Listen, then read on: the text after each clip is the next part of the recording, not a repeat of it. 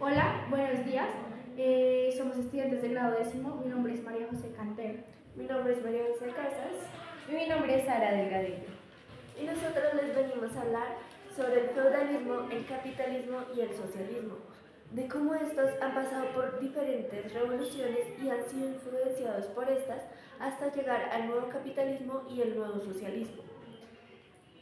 ¿Con qué fin hacemos este video? Con el fin de que en las sociedades se ha visto que han sido influenciadas por estos sistemas y se han cambiado en torno a la economía y política especialmente, por lo cual estos han moldeado el mundo tal como lo conocemos hoy. Pero ¿de qué forma? ¿De qué forma lo lograron? Con qué se apoyaron o se ayudaron? ¿Cómo se originaron? ¿Cuándo? Y así. Hoy daremos a conocer este tipo de información empezando por Sara. Sara nos va a hablar sobre el feudalismo. Así que por favor, cuéntanos de qué trata, quiénes serán partícipes, en qué momento, cómo se llegó a poner este sistema en la sociedad. Listo, vamos a comenzar con el feudalismo. Este fue un sistema social, político y económico que predominó en la Edad Media. Estamos hablando del siglo IX al siglo XV. Estuvo caracterizado por tener un sistema de vallazaje. Este periodo también es conocido como la Edad Oscura o el oscurantismo, debido a sus sangrientas guerras, las epidemias y el escaso avance científico. Sus características principales es que fue un sistema feudal, fue descentralizado del poder, ejercido a través de los nobles feudos y que tenía una relativa independencia de la monarquía. Aunque estos tenían muchos lazos de lealtad. Los nobles heredaban sus títulos de generación en generación. En algunas guerras podemos decir que estuvo la conquista de Inglaterra, donde se sabe que son las guerras de Normanda, donde su conquistador fue Guillermo, quien hizo que el feudalismo se industrializara en Inglaterra. Las otras guerras que podemos decir fueron las cruzadas, que eran muy constantes en este tiempo, las guerras de los 100 años, las guerras civiles en Francia, por ejemplo, para darle salida, por ejemplo, a lo que sería hoy el capitalismo. Ok, muchísimas gracias Sara por contarnos estas pequeñas informaciones. Claro que debemos aclarar que el feudalismo abarca muchísima más información y claramente esto es como un pequeño resumen para hacer entender qué es el feudalismo. Ahora pasaremos al capitalismo con mi compañera María José. Majo, por favor cuéntanos qué es el feudalismo, qué países fueron partícipes, por ejemplo, y cómo sucedió. Cuéntanos, Majo. Ok, es importante recalcar que el capitalismo no fue un proceso fácil. Se consolidó en el siglo XVIII, mundialmente industrial. El capitalismo no tiene una fecha, es un debate, pero su fecha simbólica es el 26 de octubre de 1620. El rey Jaime I otorgó una carta de privilegios a una de las empresas para que otorgaran el capitalismo. El capitalismo en sí es un sistema económico en el que los medios de producción y distribución están a manos de empresas privadas con el objetivo de generar ganancias. Algunas de sus características más importantes es de la inversión. Los inversores proporcionan capital para financiar algunos de estos proyectos.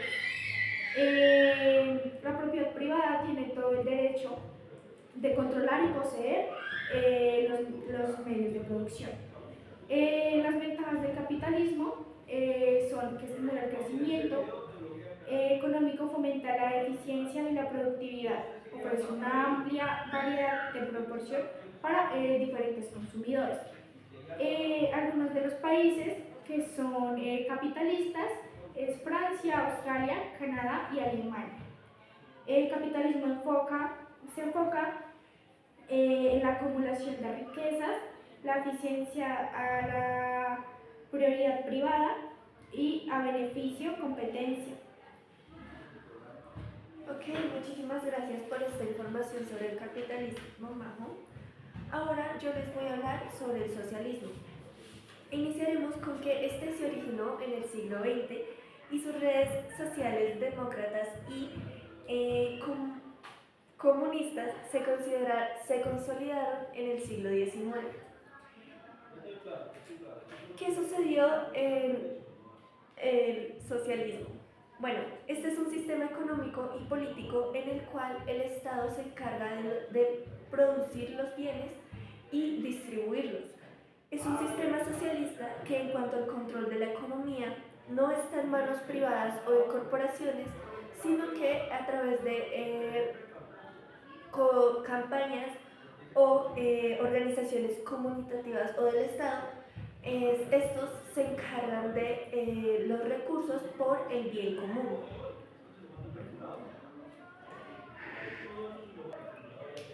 ¿Cuál es su enfoque y en qué se prioriza? En el socialismo se enfoca en la cooperación y el interés colectivo. Se prioriza la propiedad colectiva y la corporación de bienes y medios de producción sobre la cual el socialismo se está encargando. Pero primero, ¿qué personajes son partícipes en el socialismo?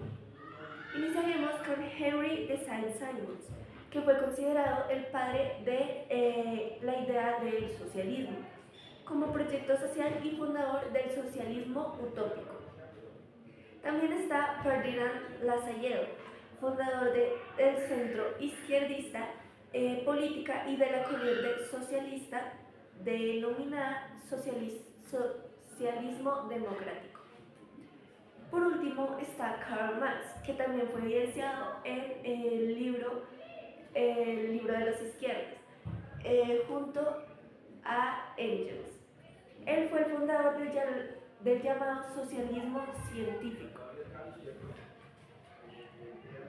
En este libro también podemos evidenciar cómo Karl Marx y Engels nos hacen una aclaración sobre qué fue el socialismo, cómo se identifica el socialismo y cómo todas sus corrientes influyen en este.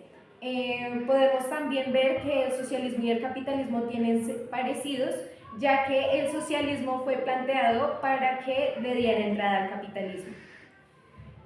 Diferentes formas del socialismo comparten el principio central de la igualdad y la justicia, de tal forma de que está la propiedad colectiva o estatal y la planificación económica y la igualdad social se han visto evidenciadas en los diferentes tipos del socialismo.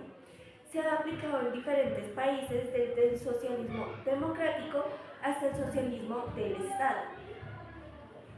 Por último, también se han visto guerras evidenciadas en esta parte de la historia. Guerras como la Revolución Rusa desde 1917 hasta 1923. También está la Guerra Civil Española, que está desde 1936 hasta 1939. Luego está la Revolución China, desde 1927 hasta 1950. La Guerra Civil de Yugoslavia de 1991 hasta el 2001. Estas guerras y conflictos tuvieron factores políticos, económicos y sociales y culturales que obviamente dieron paso a estos sucesos. Ahora vamos a hablar sobre las revoluciones, de cómo pasó del feudalismo al capitalismo y de ese capitalismo hasta el socialismo. Iniciaremos con la primera revolución, la revolución de el feudalismo hasta... Gracias, Majo. Bueno, la revolución capitalista no fue un evento singular, no fue un evento violento, no hubo guerras, por ejemplo, que como tal marcaran ese inicio del capitalismo, sino que más bien fue un proceso gradual de transformación económica y social que tuvo lugar entre el siglo XVI y XIX, principalmente en Europa, y pues después se esparciría por el resto del mundo. También este proceso marcó el cambio de una economía feudal a una economía agraria, basada en el libre comercio, la producción, el mercadeo, entre otros. Claramente hubieron factores que podríamos decir que dieron pequeños indicios o que dieron lugar a que el capitalismo se pudiera acentuar de mayor manera. Bueno, para profundizar en alguno de estos puntos, tenemos el auge del comercio y la colonización, donde el descubrimiento de América fue uno de los impulsores, aparte de que se encontraron nuevas rutas hacia Asia, el cual ayudó a ampliar altamente el comercio entre países. Con segundo punto tenemos la Reforma Protestante, donde países como Inglaterra, Alemania y los Países Bajos promovieron el trabajo duro y la acumulación de riquezas por virtudes morales, que fomentó una cultura favorable para el capitalismo. Como tercer punto tenemos la Revolución Agrícola, donde la propiedad privada y la consolidación de tierras agrícolas facilitó la acumulación de capital y preparó el terreno para la industrialización. Como cuarto punto tenemos la revolución industrial, donde las fábricas reemplazaron los talleres artesanales y la producción en masa. Redujo los costos de los productos y expandió los mercados y generó más acumulación de riquezas. También hubo una introducción a las nuevas tecnologías transformando los bienes. Como quinto punto tenemos el liberalismo económico, donde las ideas economistas como Adam Smith, quien abogaba por el libre mercadeo y la mínima intervención del gobierno en la economía. También está la eliminación de las restricciones feudales y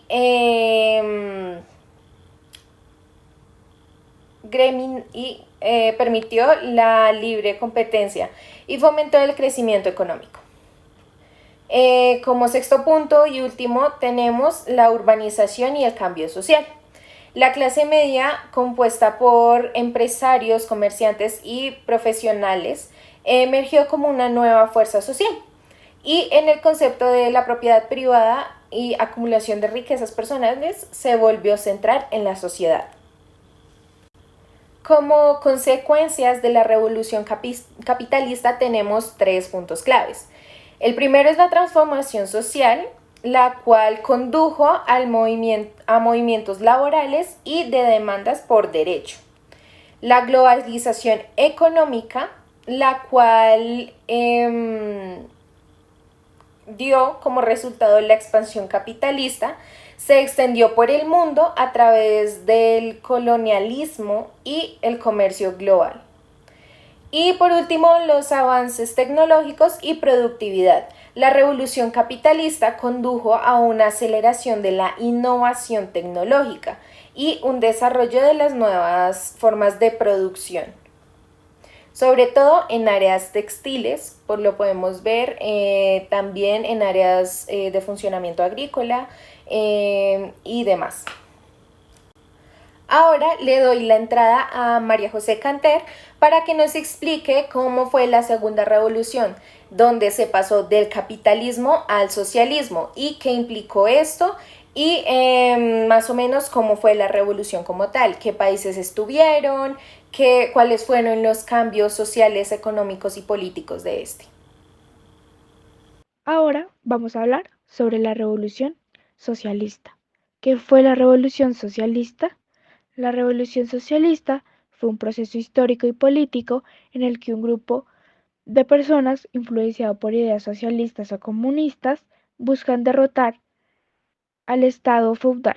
La idea socialista emerge en el siglo XVIII con una respuesta a la desigualdad y a la injusticia provocadas por el capitalismo industrial, particularmente la explosión de la clase trabajadora. Principios del socialismo. Propiedad colectiva. A diferencia del capitalismo, donde los medios de producción están en manos de las empresas privadas, el socialismo promueve la propiedad colectiva o estatal. Esto significa que los recursos y los bienes deben ser distribuidos equitativamente para evitar la concentración de riqueza en pocas manos. Economía planificada. En lugar de que el mercado determine la producción y los premios como en el capitalismo, una economía socialista está organizada y planificada por el Estado. Eliminación de la clase social. En la sociedad socialista ideal no había clase social, ya que no existía una clase que posea los medios de producción y otra que trabaje para ellos. Todos participarían en la producción, igualdad y justicia social. El socialismo busca eliminar la desigualdad económica y social. Cree que cada persona debe contribuir según su capacidad. La Revolución Rusa es un ejemplo más famoso. La Revolución Socialista. El nuevo socialismo. ¿Qué es el nuevo socialismo? Esta es una doctrina política, social y económica basada en la gestión de medios de producción y distribución de bienes por parte del Estado. Se basa en la propiedad colectiva y cooperativa de los bienes y medios de producción por sobre la propiedad privada y rechaza la gestión de riquezas por parte de una minoría privilegiada.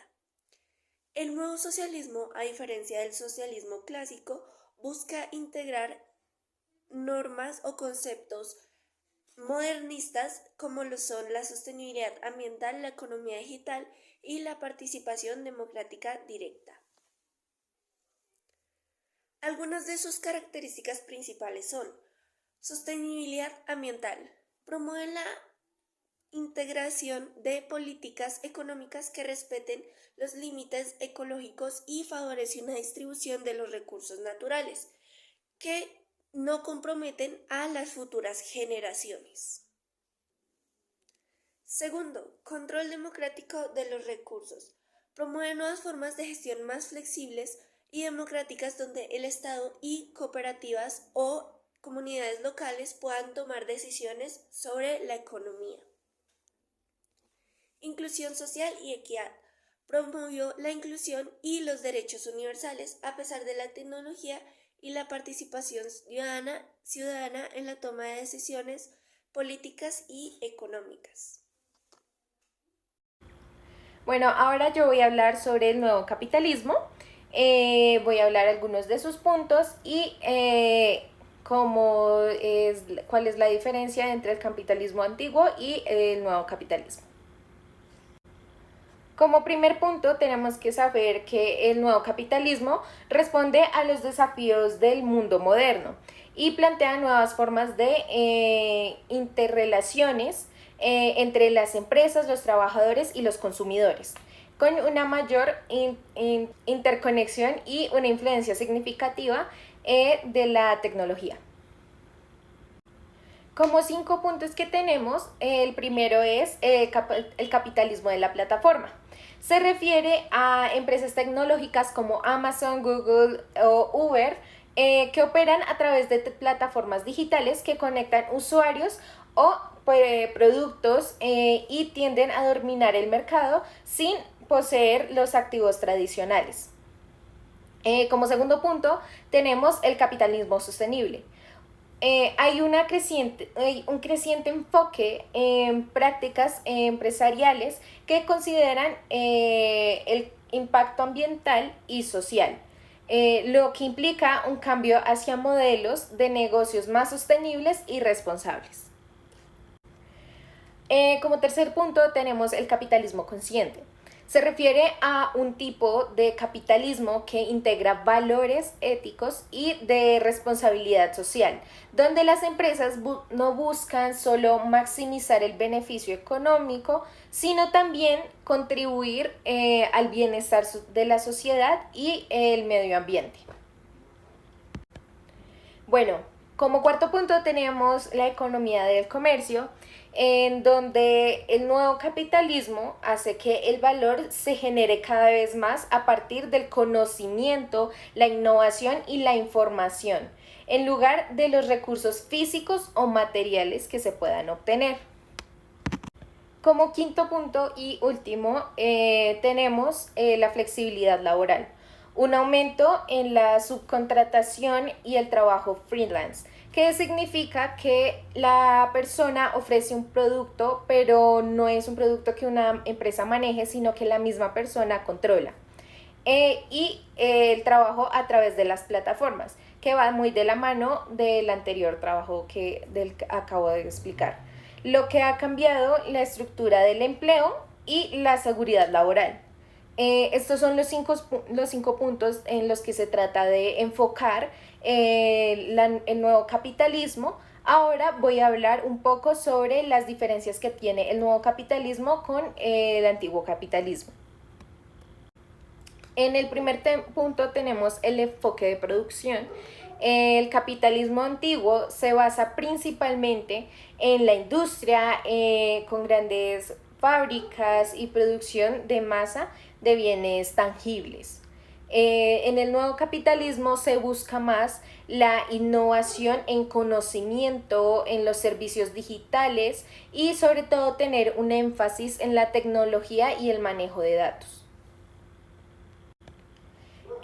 Bueno, como segundo punto en diferencias tenemos la propiedad de activos. En el capitalismo antiguo, las empresas poseían la mayor parte de los activos, entiéndase activos como fábricas, maquinaria o terrenos. En el nuevo capitalismo podemos ver que las empresas ahora son desde plataformas como Uber o Airbnb, que no poseen los activos tradicionales como las propiedades, autos, etcétera, pero intermedian entre el consumidor y el proveedor. Nuestro siguiente punto es el modelo de trabajo, el cual se ha visto que han tenido varias y grandes diferencias entre sí. Podemos ver que en el capitalismo antiguo eran empleos estables a largo plazo, con contratos laborales fijos y beneficios sociales. Mientras que en el nuevo capitalismo es el crecimiento del trabajo temporal, el freelance y basados en la plataforma digital, como con menos estabilidad económica que en el capitalismo antiguo. Como cuarto punto tenemos el impacto social y ambiental, donde el capitalismo antiguo no se preocupaba por el impacto social o ambiental que podría tener, sino que querían maximizar sus beneficios financieros. En el nuevo capitalismo vemos que hay mayor enfoque en la responsabilidad social, en prácticas sostenibles e intereses crecientes en el bienestar ambiental. Cosa que es muy diferente también, como podemos ver entre el capitalismo antiguo y el nuevo capitalismo, donde solo se veía sobre todo la producción en masa sin que se tome importancia el medio ambiente. Ahora, por nuestro último punto, el quinto punto, es la globalización. El capitalismo antiguo tiende a que las empresas nacionales o regionales con expansión internacional sea más lenta y sea un poquito más costosa que en este momento. En el nuevo capitalismo vemos que los negocios globales desde su origen, con operaciones en múltiples países gracias a las tecnologías y a una economía hiperconectada. Para finalizar este tema voy a dar una breve explicación abarcando todo lo que acabo de explicar. Entre las diferencias que sería el nuevo capitalismo y la diferencia que tiene el nuevo capitalismo con el antiguo capitalismo. En el nuevo capitalismo podemos decir que refleja una economía más interconectada, más intencional entre el consumidor y el productor. digitalizada, consciente de su impacto social y con modelos laborales más flexibles. Mientras que en el antiguo capitalismo se centraba más en la producción industrial y la estabilidad laboral a largo plazo. Para finalizar, queremos a continuación dar algunas entrevistas que hicimos para que se diera a conocer cómo fueron los procesos que se llevó, por ejemplo, en la literatura, en el arte, en la psicología, en los procesos de las revoluciones, cómo fue que los humanos interactuaron con esto, cómo fue nuestro desarrollo para llegar a donde nosotros estamos en este momento, lo cual nos ayudará a tener un mayor entendimiento de estos temas.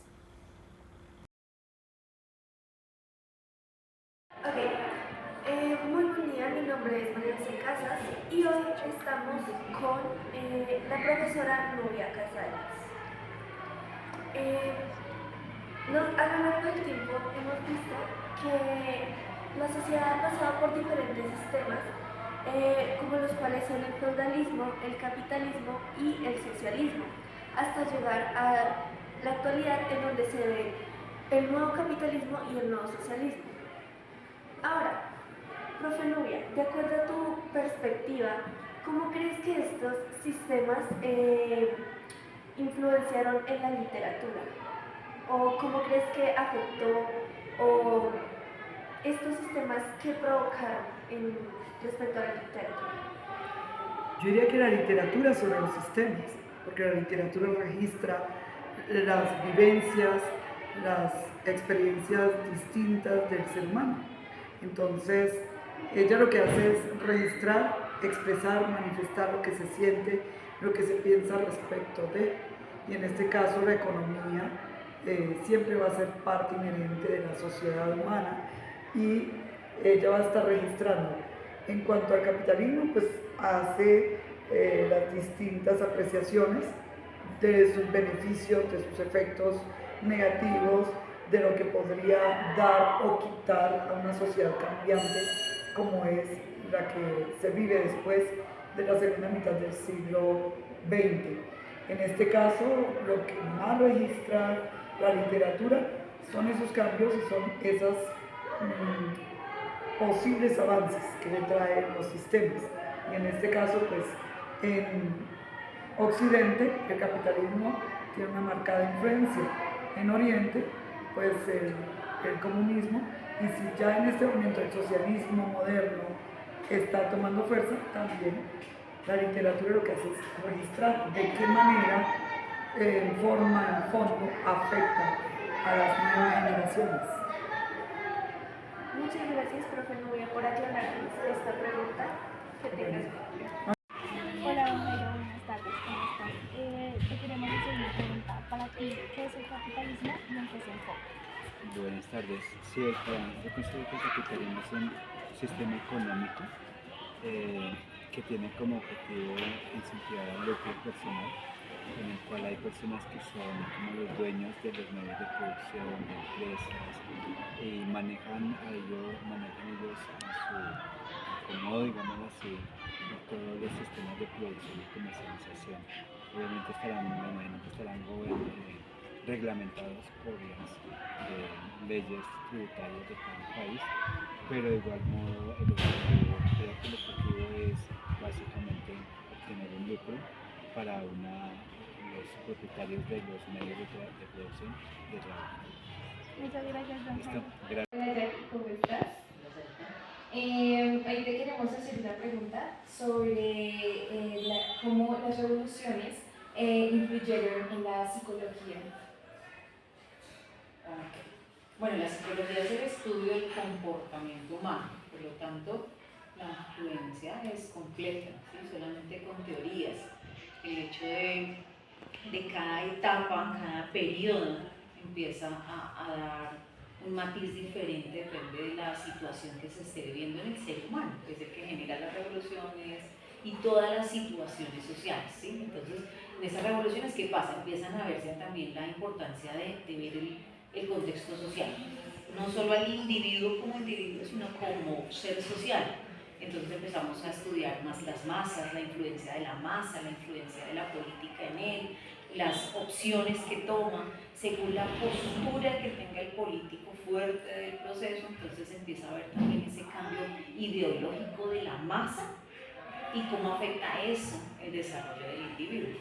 Entonces la investigación que empiezan a hacerse empiezan a tomar ese mismo tono de la revolución, del proceso político o social que se esté viviendo. Eso es lo que digamos que la psicología es ver el individuo en todos sus ambientes, pero en todos los periodos y en todas las etapas que vive el ser humano y su contexto que lo rodea. Ok, muchísimas gracias, Jackie.